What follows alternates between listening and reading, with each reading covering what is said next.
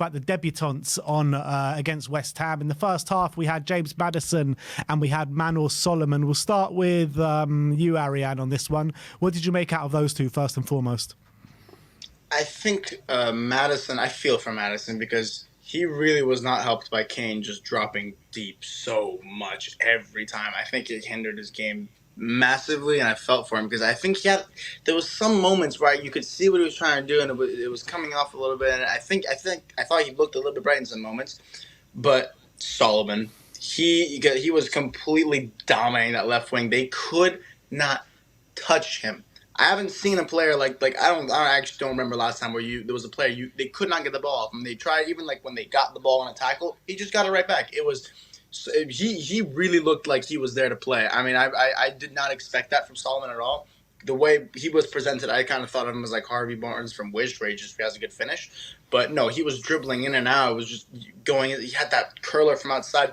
He was very exciting. I love watching him, and I kind of feel like I really kind of wish like they played the second half where you have Richie, who he was not impressive in front of goal, but the way he was moving created so much space for the midfield, like Sarr and Højbjerg and Sarr, Højbjerg and Lo Celso. They were able to shine all that space that Richie created moving forward, but Kane was in fact causing more pressure on the midfield because he was going so deep, and then that's why you had like a couple really good moments from someone like Basuma because he had really good like close touch moments, but you didn't see that so much in the second half because they didn't get forced into doing all that. So I think Kane kind of screwed our midfield and also subsequently forced us to push out a little bit more wide, which also ended up helping Solomon shine a little bit more because the midfield was so congested.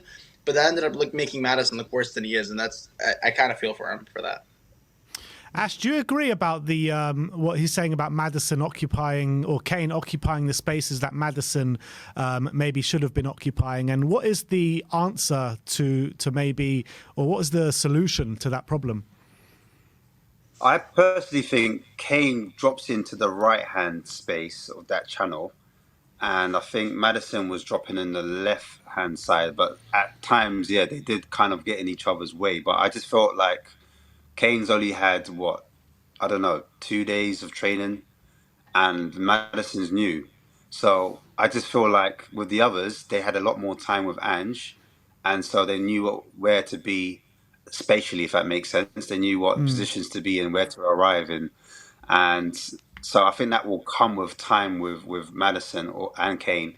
And it might be a thing where it all depends on the link-up play with the fullback and the wide player, because like Harry was saying, the midfield was so congested, they didn't know where to drop in or when to drop in because it was all about timing. And a lot of the time you saw Solomon drop back in a kind of position where Reguilon would advance past him. So he would collect the ball. And sometimes I felt like Maddison did that because Maddison was getting not so much time on the ball, so he decided to drop in a bit to kind of progress the ball. So that build-up phase, that just needs work between those players. They need to work on that build-up phase when we're playing out from the back. Yeah. So players know where to be and how to maneuver and where to transition. And then I feel like sometimes when we pile up on one side of the pitch, so like, for example, the left-hand side where Maddison was, they need to have that relationship between the fullback and the winger in Solomon and in Reguilon. So they need to all interchange. Because I saw with Skip sometimes would drop into a wide position where the fullback would be to help the build-up play, if that makes sense. Yeah. So I think it's just a case of Maddison learning that and learning that kind of transitional phase where we kind of push up. But I also think in that first half, we were a lot deeper compared to the second half. I think Ange got it into them that I don't want to see you guys this deep. And I think that was it was like, when it's spring weather and it's kind of sunny, then rain, sun, then rain. I feel like it was like Conte, Ange. I feel like in that first half, it was like a transition between the two styles and it was trying to get forwards. So I felt like in the second half, he kind of like reintegrated. He kind of made a point like, guys, you're too far at the pitch, you're too far below the pitch. I need you up the pitch. As soon as you're up the pitch, those spaces start opening up. And it just looks a lot better. Do you know what I mean? Like, look how far forward Højbjerg was in the second half. Do you know what I mean? Imagine that was Maddison. So yeah, I just think with time it would just click. I personally, I don't even like using that word, but yeah. Sim, how you feeling? What did you make out of Solomon and Maddison? I would say for me, I think Solomon did a really good job when he was kind of on that left-hand side, keeping defenders occupied, keeping the ball. Very early on in the half, he was able to run in behind and create a couple of chances. Well, we didn't see too much of that throughout the game, throughout the rest of the half, sorry, but he did do it a couple of times early on. I felt like, as what Ash was saying, there was quite good rotation on the right-hand side, whereas like sometimes Porro would drop wide, Kulusevski would go inside, and Skip would drop back, and there was nice rotation. Sometimes Porro would drop back, and Kulusevski go out wide, and Skip would go more centrally further forward, and there was good rotation there. Whereas on the left-hand side, it was pretty much Solomon would stay left the whole time, and then Maddison would try and pick up that space, and it was a bit more predictable, I guess. And I think Ange likes it where the players kind of a bit less predictable. No, you can't as a opposition defence, you don't know which player is going to turn up where at which time, and maybe that's something to work on.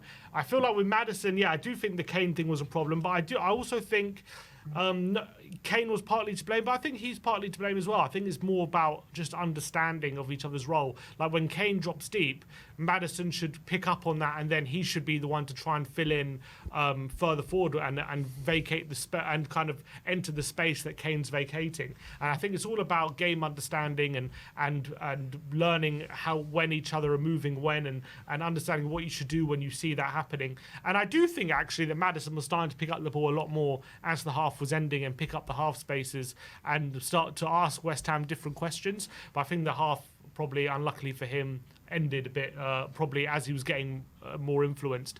But obviously there's a lot more to come from Maddison. What the only disappointment for me in terms of Maddison, the biggest disappointment I should say, is that we know how good he is when he gets into shooting positions, and that's kind of his biggest strength, is his finishing ability, his shots outside in and around the penalty area, and we didn't get to see that at all really. I can't remember one shot he took. So that was my biggest. There was that one free kick that hit the wall. That was about it, wasn't it? Yeah, at least with Solomon we got to see the old cut inside and shoot, and it was pretty good first attempt for him in a Spurs shirt. He did have that really good chance as well near the end of the half where he could have got a penalty, but I think he'll be a bit disappointed he didn't get a better finish on that, because that was a pretty good chance as well for Solomon. But I think Solomon for sure was a bundle of energy. I think as well with Solomon, he was a bit hamstrung in the sense that every time he got the ball, he had two defenders on him, and then he had Reguilon in support, but Reguilon wasn't, dragging enough defenders away to isolate the fullback. He always had to contend with two defenders, so it led to Solomon going back a lot, as opposed to always going forward and trying to take on his man. It did happen a couple of times, but not enough. Like, that's one of his biggest strengths, is his dribbling ability, and I guess we didn't see that enough. But I guess he showed a different side of his game, which was positive. Yeah, and it's a side of the game. What do you think about Son being in that wide position? If Son was there in that position where Solomon was, do you think it would have been any different? Do you think Son should be there? Do you think that's going to be an area where... I think Son will have a different brief when he's on the pitch to what Solomon, because they both have very different skill sets, in my opinion. So I think Ange will tweak the system to maybe suit Son a little bit more when he's on the pitch, to be honest. I think maybe when Son's on the pitch, the rotation could be, say, like an Udogie would take the wider position potentially, and Son could potentially take the more central one, and the number 8, whoever's there, can drop back a bit. But then again, depends who the number 8 is on the left, because if Maddison's the number 8 on the left side when he's on the pitch, he's not going to be the one who's going to want to drop back in those situations.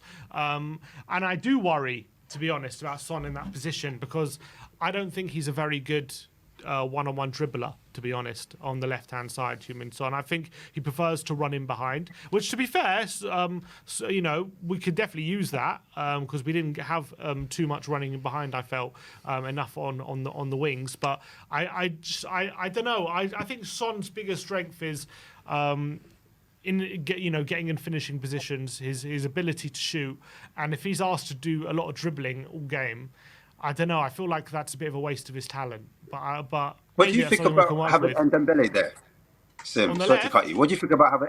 Yeah, on the left, on the 8, because Dembele can dribble, he can beat players, he can drag players. Like, if there's one or two players that are surrounding him, he could possibly take in the system where he drops in to pick that ball up in that kind of area where we need to kind of build up phase and kind of rotate from wides. If like Ndombele's on the wide position against that touchline, where it's quite tight, he's able to like wriggle his way between one or two players, and that could free up space for Son to maybe run in behind, and maybe Udogie can obviously offer some help there as well. That'd be interesting. That would be interesting. I mean, we've never really seen Ndombele in a wide position before, but I mean, as in terms of like as part of a rotation, when we're off the ball, maybe Yeah, he goes back into centre mid. But yeah, because you know how Skip kind of went wide on the right hand side, and he was helping the build up phase. He sometimes dropped, and then Kulu was slightly advanced ahead of him, but they were in the same kind of lane, if that makes sense. They were on the wide, like hugging the touchline a bit. One maybe came inside to create like a little triangle. I'm just thinking if Ndombele's there and they all rotate, like they kind of move positions, like what you're saying. Sometimes the players wide, sometimes the players in like in that kind of half space. They can kind of throw teams off because sometimes Ndombele pushes forward, sometimes he builds up the play. Like, do you know what I mean? It's a bit of versatility, and that kind of throws teams up because they don't know how we're going to attack. We're a bit unpredictable in that sense. I mean, yeah. I mean, potential. We know that Ndombele's got an incredible dribbling ability, and maybe in that position where he's asked to kind of open up a bit of space, maybe he could be a guy who could surprise us in that position. That would be something a bit innovative, maybe. And Maddison on the right. Maddison on the right as the other 8, and do you know what I mean? So then he's a bit more advanced, so he's not isolated like how he was in the first half. Yeah, but I think that could potentially be something to think about. I think that could be very interesting. I'd like to see what he does with Ndombele when he comes in, because obviously Maddison took that left number 8. I guess he would probably take the right number 8 in that formation in Ndombele. But obviously he's injured. But I am very curious to see what Ange does with him, because Ndombele in off the ball in a double pivot pressing. I do wonder how he's going to fare in that kind of system. Me too. I don't know if he's got. I don't know. I got a feeling that he doesn't really have too much of a plan with Ndombele and just seeing how it goes. Because the players that we're rumored to be bringing in, a Gabby Vega and people like that. I mean, is there room for him in the squad with all these number 8s that we have already in the team? It's a good question. The only reason why I bring it up because. He does seem to rotate quite a bit from what I've looked at Celtic, because it's so high intensity and it's so like go go go. He's going to use that bench quite a bit, and then depending on the opposition, he might throw on different players. So a team that might want to sit back or a low block team, he might throw Ndombele on, like in the second half, if that makes sense. Or he might start with an Ndombele on a different game, that a team that wants to counter attack us, or do you know what I mean? He might swap players out on in. He might, if supposing we've got a Gallagher or someone like that, that's more box to box, he might throw that in a team where they might be pressing us a bit more. So they kind of, he helps to break up the play and win the ball back. So I think it's just depending on the team. I think you will like swap midfielders depending on the opposition, if that makes sense. Yeah, I get that. But look, let's carry on about the new signings. A player that's come under a bit of criticism, Ariane. Were you worried about what you saw from him in that first half, or does it not worry you at all? Doesn't. Yeah, look, like I said in the fan show, it's you can't judge a keeper off 1 game, 10 games. You got to see what they're like in the season, how they talk. You have to wait for the back line to get settled in a full season or like even a half season. See how they lead the back line. See what they're doing. See how they are as a leader at the back. That's what the goalkeeper is. And I don't think you can go off 1 game where really maybe for the second goal, yeah, that poor moment to concede the corner. But conceding the goal itself wasn't his fault. First, maybe he could have done a bit better trying to come out, be more dominant. But none of the goals were necessarily his fault. And, you have 8 defenders. Well, no, not 8. He didn't play the second half. But you have 4 defenders in front of you. Like, really, 3 of which are not good defenders. 2 of which are not good players.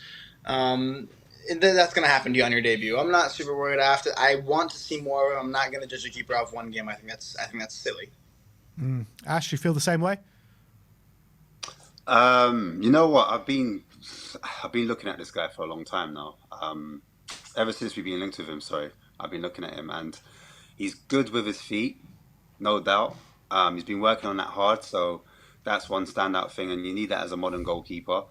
Shot stopping, really good as well. I saw a clip the other day, and his reactions was crazy. It was about 4 or 5 shots, and he's just saving it. Like, I don't know what the defense was doing, but he was just saving all the shots. So reflexes, no problem.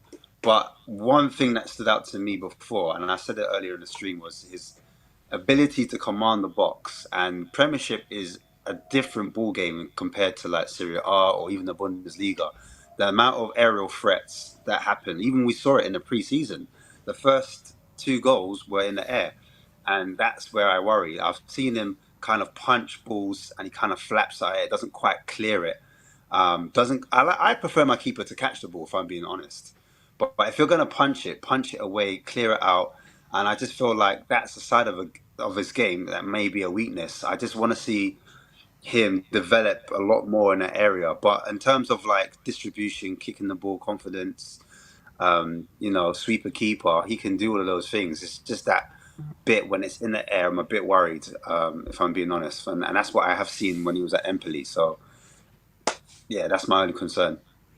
Yeah, I think it's just a situation of just waiting and seeing how he does progress, how he does take to the Premier League. I did see a couple of worrying signs there. I mean, I wasn't totally happy with the 2 goals we conceded in his part in them, but it is only 45 minutes in a friendly, so I guess you can't really read too much into it. Well, how are you feeling, Sim? I don't think there was that much to chew on, to be honest. Like I think the pass that he put out for a corner he received a dodgy pass from Porro, and he had to rush his clearance, and he felt like he couldn't, he didn't have the time to pass it to a teammate, so he rushed it a bit, ended up putting out for a corner. It happens sometimes. I don't think it was anything to particularly worry about. Our first goal is a header from point blank range. It was close to him, but it would have been an exceptional save if he would have saved it, and I can't blame a keeper for not making an exceptional save. It's more the defender's fault for not marking Danny Ings rather than Vicario's fault for not saving the ball. So I don't see too much to worry about there. And then he also made a very good save from Bowen late in the first half as well, which was quite impressive. Low down to his left, palmed it away. So and other than that, he wasn't really involved that much. Didn't have too much to do. So I don't think there's enough really to chew on to really start getting worried about anything. Fair enough. Let's talk about a player who really impressed me. The last of our debutants was his Destiny Udogie. I thought he was absolutely brilliant in that second half. Udogie. And he kind of gave us everything that we thought he would, maybe looking at him at Udinese in the last couple of seasons there. And there were a lot of question marks about him. Can he play that fullback role after being a wingback for so long? He was brought in for Conte's wingback system. And I think he took to a fullback system, an inverted fullback system, like an absolute duck to water. Ariane, how did you feel he came on that second half? Like I said it in the fan show, I did not know left backs were built like that. I didn't know they could play like that. I didn't know they could do that. And, we come from like I said, we came from this 3-5 whatever system where, the wingbacks were hailed as like, oh, he's the make or break. And then you come here, Udogie, that's the best probably fullback performance I've seen, next to like maybe 1 or 2 games I'm forgetting under content, but that was a sensational fullback performance. He like carrying the ball from that wide position down to the center the same way Ange wanted to. I mean, we could see from the beginning of the game kickoff, whether it's passing or dribbling, we want to get that ball from the wide areas, even from the central areas. We want to get it into midfield, and he was doing that perfectly. Get that? I mean, the header he scored, not like that's his main game or anything, but it was a really nice little looping header that went to the far post. I think everything he touched turned to gold. He was fantastic, and I'm so excited because what is he, like 22? Such a young player, and he has so much room for movement. But his build, his physicality, just from that sense alone, he is just so. There's no area I look at him and I go, that might be a problem. He's tall, he's physical, he's technical, he's intelligent, he's fast. What can he not do? Of course, I'm going to get a little bit carried away here, but he was great. He's just 20. I thought he was 22. He's just turned 20. Ridiculous. Ash, what's your take on Udogie? Or what do you call it? Udogie. Udogie, that's how we pronounce it. Udogie. Udogie, yeah. Udogie. Yeah, I agree with Arian. He's just his physical presence alone. They just didn't want to go to that side of the pitch. If I'm being honest, they just looked at him and said, "Yeah, you know what? Let's pass this way." And I think he's made for the Premiership. I feel like this whole notion that you buy a particular player for a particular area, like you can't teach players how to do, different things. I think you could definitely do that. And he's at that age where he's going to be a sponge. He's going to take different instructions. It's going to help develop him as a player. So I feel like that whole wing back conversation and that whole fullback, whether he can invert or not, I think he's technically good enough to play that role where he can sit in the midfield and help us out. Because I just felt we had another dimension when the defensive mid was there and he stood next to him and he inverted. We just looked so. I think that's the reason why we were pinning him in so much, because of his presence and his ability, not just on the ball but off the ball. He was just causing different problems, different questions. So that little dribble he did as well, that's a part of his game. And everyone thought he was going to be this out and out fullback and he's going to have to play wide, but he was actually running in that channel where he was just carrying that ball towards the box, and he scored it as well. His aerial presence, that was another thing to kind of note, that he's going to be good in the air. So I think he's tailor-made for the Prem, and he's a massive signing for us. I think he'll do absolutely immense for us. I think he should start, if I'm being honest. I think he's one of the players that should start, in my opinion. Yeah, I completely agree with that. And when you look comparing his and maybe Reguilon's performance from the first half and the second half, it's like completely night and day of what they produced on the football pitch. And Sim, when you're looking at the start of the season, who do you think the best pairing for the fullbacks should be? Well, based on that 90-minute performance, probably Emerson and Udogie. I would say that they look in terms of best balance to the team. I think like Udogie for sure was like able to get to the byline. He was creative, he was powerful, but also he kept it simple at times as well when he needed to. He didn't overcomplicate things. I think maybe that was probably what Porro was guilty of a bit too much, where although I do think he has the quality, Porro, he was way too much going for like the difficult pass, the Hollywood pass, but that's because he knows he has it in him. Whereas like Emerson was much more likely to just keep it simple, keep possession, and give a platform to maybe Kulusevski or more talented, not Kulusevski, whoever was ahead of him, Divine or more talented players to maybe try and pick the lock of the opposition. So I feel like maybe that would be the best pairing, but I do think Porro, once he gets more used to it, once he starts to pick his moments to do the difficult passes, to whip in the crosses rather than doing it every time he gets the ball. Once he starts to learn that he doesn't have to do that every time he gets the ball, because there are times to keep it simple and times to kind of go for it, then I think Porro is going to be the better fit, in my opinion. But I think maybe Emerson and Udogie kind of maybe bring the better balance for now. Yeah, I think especially in the games that you're talking about, that Ariane and Ash were talking about before, against the Arsenals, against the Manchester Uniteds, when we need to shore it up a bit more defensively, I think Emerson and Udogie are probably the best bet to go, right? Probably. Yeah, I'll probably say so, because defensively, especially Emerson, he's definitely better than Porro. We know that. Each game, of course, needs different skill sets. I don't know how we're going to even approach games against Arsenal and City at this point. I don't even know if we're going to try and play the same way and keep possession and just not change. Ange never changes for no one. We're not going to no Maccas. We're going to stick to the vegetarian. But in a weird way, you could argue teams like Arsenal and City, they throw potentially even more caution to the wind than we do. And if that means someone like Porro is going to get even more space and to use his quality, you could argue maybe he's the player to use in that game as well. So it depends. It's way too early to say based on a game against West Ham how we're going to play in the Premier League against a City or a Man or an Arsenal. We don't know yet. I think it's too early, but I think in theory you would argue you need a bit more defensive solidity. Yeah.